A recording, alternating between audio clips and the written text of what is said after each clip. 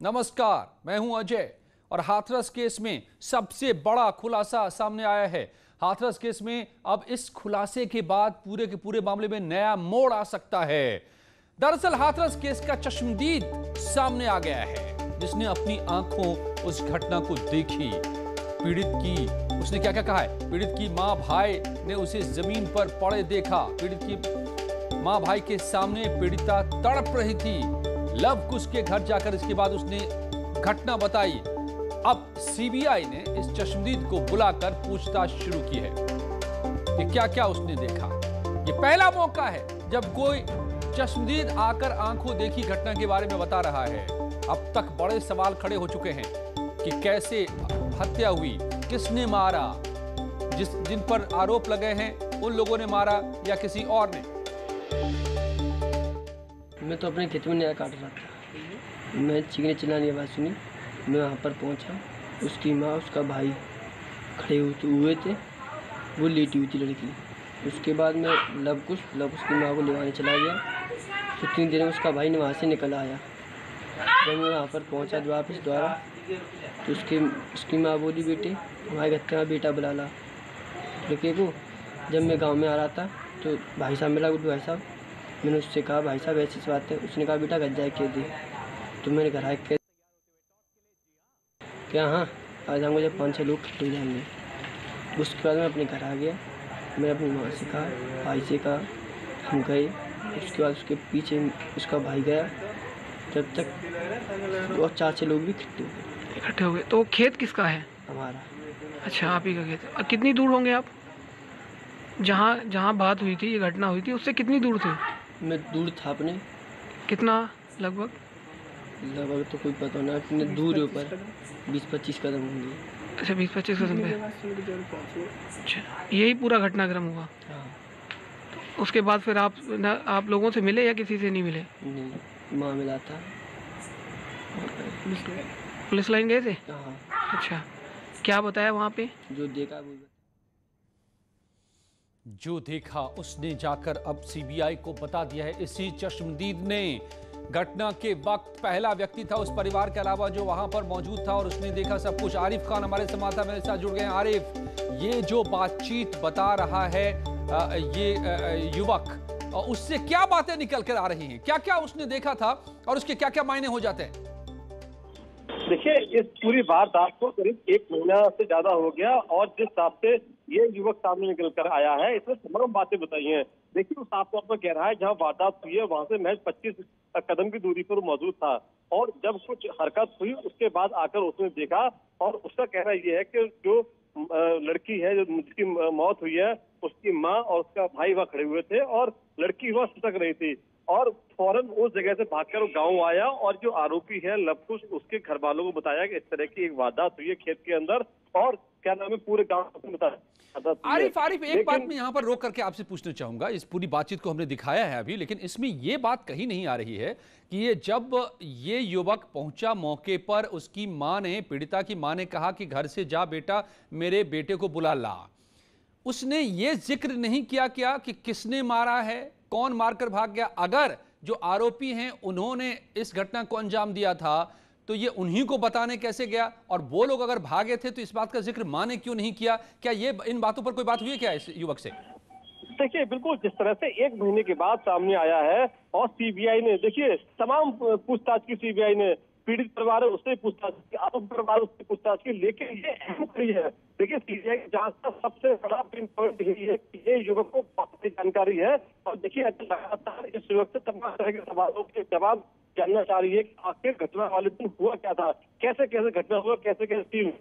कुल मिलाकर ये है कि ये युवक से लड़का सामने आया है, इससे तमाम तरह की बातें सीबीआई को मिलेंगी और मुझको लगता है कि सीबीआई को बड़ी कामयाबी मिलेगी। देखिए, जांच क्या होगी, क्या आएगा, नतीजा क्या आएगा, ये बात की बात है अजय, लेकिन ये अहम कड़ी है सीबीआई के लिए और तमाम बातें सीबीआई को जानकारी मिलेगी और सीबीआई की राह आसान हो सकती है। जी अजय।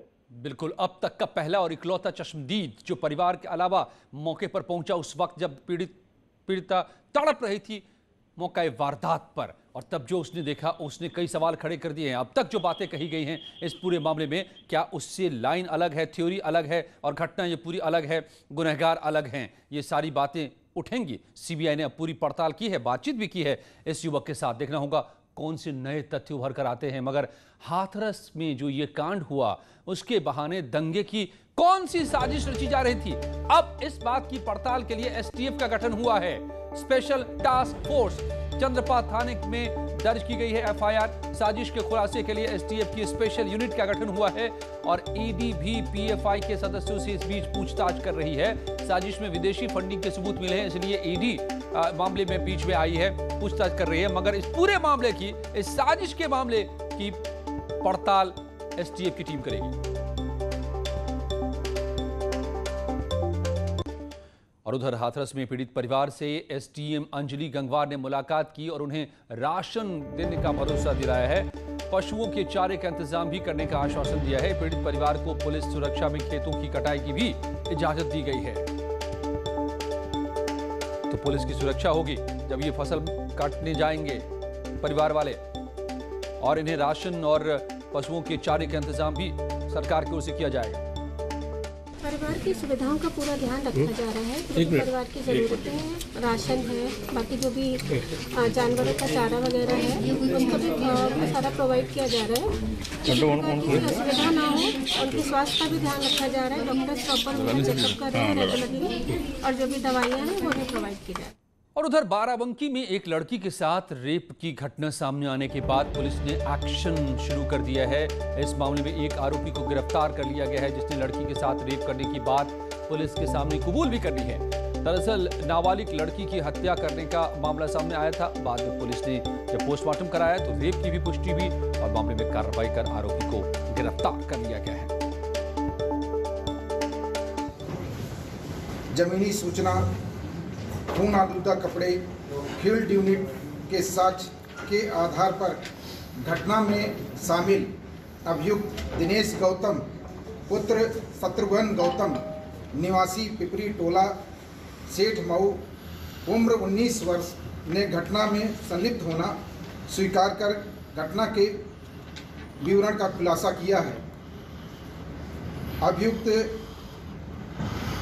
से पूछताछ के आधार पर अन्य तथ्यों को भी सत्यापित किया जा रहा है। और रेप पीड़ित महिला ने जहर खा लिया, महिला का इलाज जारी है। सिपाही पर महिला से रेप का आरोप लगा है। तमंचे के बल पर अश्लील वीडियो बनाने का भी आरोप लगा है। आरोपी सिपाही को सस्पेंड किया जा चुका है। थाना पटवाई का ये मामला, रामपुर की दरअसल ये पूरी घटना है। रामपुर के थाना पटवाई में एक सिपाही पर रेप का आरोप।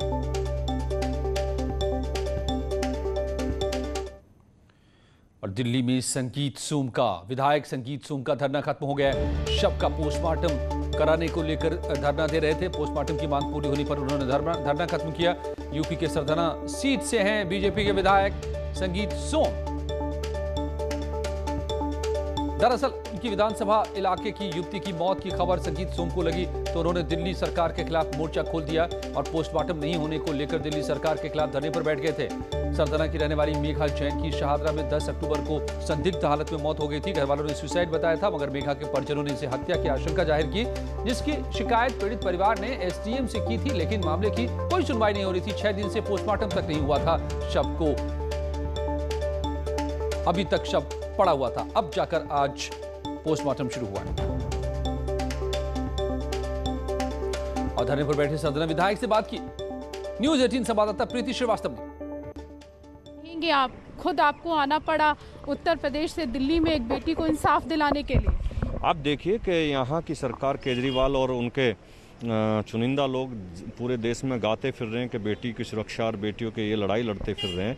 मैं उनसे पूछना चाहता हूँ ये दिल्ली में हो क्या रहा है। आज 6 दिन 7वां दिन बेटी की हत्या को हो गया है। उसमें आपने अभी तक पोस्टमार्टम आपका एसडीएम नहीं करा रहा है। अगर वहाँ जाके लोग मिल रहे हैं, आपका एसडीएम मिलने को तैयार नहीं है, माँ बाप को धक्के मार कर निकाल रहा है। क्या केजरीवाल जी की यही सरकार है? शर्म की बात है कि एक बेटी की, जब हम कहते हैं बेटी बचाओ बेटी पढ़ाओ, इस तरीके से बेटी बचेंगी? देखिए, इससे दुर्भाग्यपूर्ण विषय कुछ हो नहीं सकता। जिस तरीके से दिल्ली सरकार इस तरीके के काम कर रही है और इस तरीके के ये सभी लोग देख भी रहे हैं। आज हम लोगों को उत्तर प्रदेश से चल कर यहाँ आना पड़ा और एक हफ्ते से, अब एक हफ्ता करीब होने जा रहा है, अभी तक बेटी के दर्शन उन लोगों ने नहीं करे। और हम यहाँ आए तो हमारे सामने ताला लगा दिया, देखने तक नहीं दिया, ताला लगा दिया, डेड बॉडी अभी तक देखने नहीं दी। कार्रवाई तो बड़ी बात है। आप यहाँ पर आए तो आपके आने के बाद कुछ कार्रवाई हुई है क्या? नहीं, मेरी यहाँ के लोकल डीसीपी से भी बात हुई है उनसे, और यहाँ के एसएचओ आए हुए हैं, उनके एंड पे अपनी कार्रवाई हो भी रही है, वो कर भी रहे हैं, उन्होंने लेटर भी दिखाया। अभी एसडीएम ही लेटर नहीं भेजे हैं। और जालौर में नाबालिग से गैंगरेप की वारदात सामने आई है। पुलिस ने दोनों आरोपियों को गिरफ्तार कर लिया है। देर रात 12वीं की एक छात्रा अपनी बीमार मां को देखने अस्पताल जा रही थी, तभी रास्ते में दो लड़कों ने उसे रोका और उससे दरिंदगी की। आरोपी लड़की को छोड़कर फरार हो गए थे। 15 की रात्रि को उसकी पत्नी बीमार थी, वो अपनी पत्नी को लेकर हॉस्पिटल गया था। उसकी बेटी हॉस्पिटल में उनके पीछे गई। रास्ते में दो लड़कों ने रोक के उसके साथ में बलात्कार की घटना की। इस पर एफआईआर दर्ज कर लिया गया है, लड़की का मेडिकल करा दिया गया है और जिन अभियुक्तों को लड़की ने बताया है, उन दोनों अभियुक्तों को पुलिस ने गिरफ्तार भी कर लिया। और मथुरा में श्री कृष्ण जन्मभूमि की याचिका स्वीकार कर ली गई है। श्री कृष्ण विराजमान की याचिका को स्वीकार किया गया है। रानी ठाकुर की अदालत ने की स्वीकार। कोर्ट विपक्षी पार्टियों को जारी करेगा अब नोटिस। 13.37 एकड़ जमीन को लेकर है ये विवाद। शाही ईदगाह से जमीन को लेकर ये विवाद है। हिंदूवादी नेताओं ने इस पर खुशी जाहिर की है। याचिका स्वीकार होने से कहा गया है कि अब उन्हें न्याय की उम्मीद जगी है कि जो मंदिर का वो हिस्सा जहां मस्जिद बना दिया गया था, उसे वापस वो ले पाएंगे।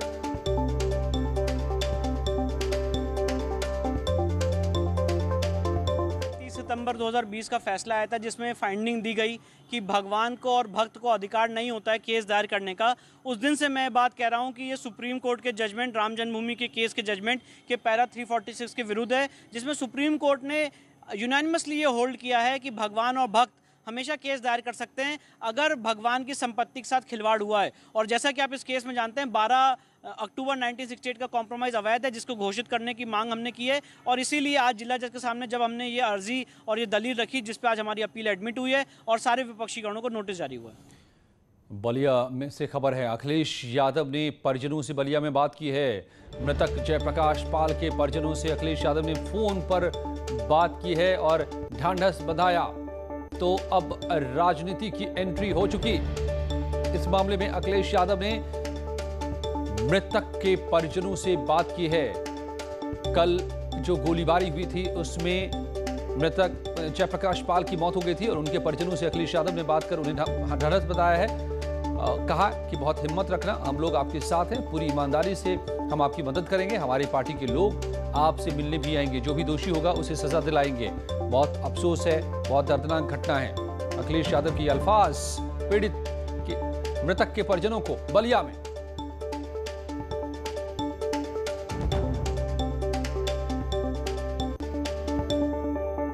और हर जगह चल रहा है, देख रहे हैं, ऐसा तो दर्दनाक किसी के साथ नहीं होती घटना।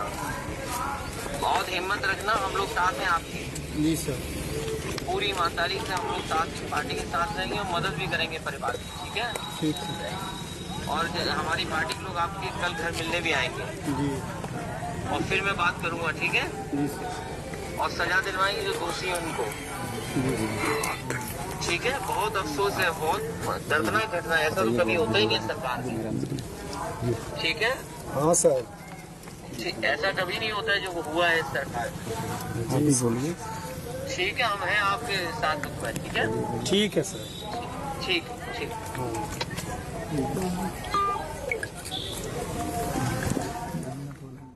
अखिलेश यादव बात कर रहे थे, फोन पर आवाज सुन रहे थे आप मृतक के परिजन से। दरअसल बलिया के दुर्जनपुर गांव में कोटे के लिए हुए गोलीकांड का मुख्य आरोपी धीरेन्द्र सिंह अभी भी पुलिस की गिरफ्त से बाहर है और सवाल है कि पुलिस की पकड़ से आरोपी कैसे भाग गया, जबकि पुलिस की पकड़ में वो आ चुका था। सवाल ये भी है कि गोलीकांड में आखिर गलती किसकी है।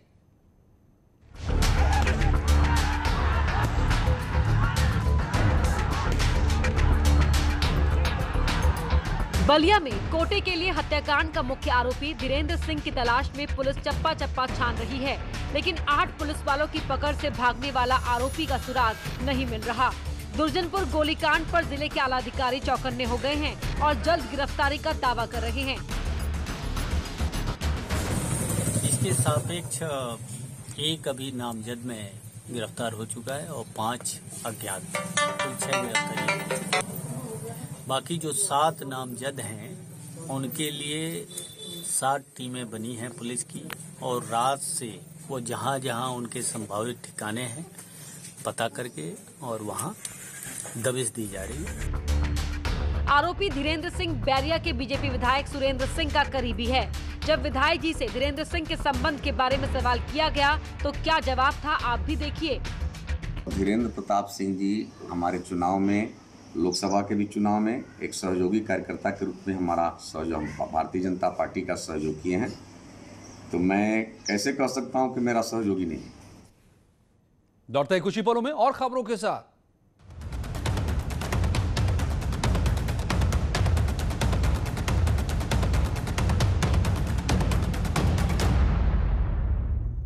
Welcome back. PM Narendra Modi ने संयुक्त राष्ट्र के खाद्य और कृषि संगठन की 75वीं वर्षगांठ के मौके पर शुक्रवार को 75 रुपए का स्मारक सिक्का जारी किया है। उन्होंने हाल ही में विकसित की गई 8 फसलों की 17 जैव संवर्धित किस्मों को भी राष्ट्र को समर्पित किया। मेरे कुछ प्रश्न हैं जिससे जो हमारे इंटरनेशनल एक्सपर्ट्स हैं उन्हें एहसास होगा कि भारत ने इस दिशा में क्या हासिल किया है। क्या आप ये जानते हैं कि साल 2014 तक सिर्फ 11 राज्यों में फूड सिक्योरिटी एक्ट लागू था।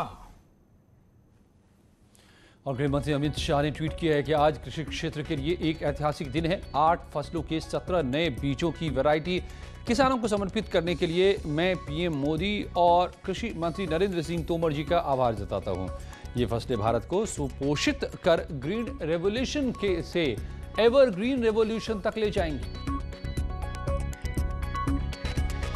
सीएम योगी आदित्यनाथ ने भी ट्वीट किया है और कहा है कि आयोजन की सफलता की शुभकामनाएं दी हैं। भारतीय उद्योग परिसंघ के डिजिटल प्लेटफॉर्म पर भारत अंतर्राष्ट्रीय कृषि सप्ताह का आयोजन किसानों के ज्ञान और आमदनी में बढ़ोतरी के लिए सहायक सिद्ध होगा। तो ये थी उत्तर प्रदेश की अब तक की दमदार खबरें, लेकिन कुछ ही पलों में देखिए उत्तराखंड की खबरें। बने रहिए न्यूज़ 18 के साथ।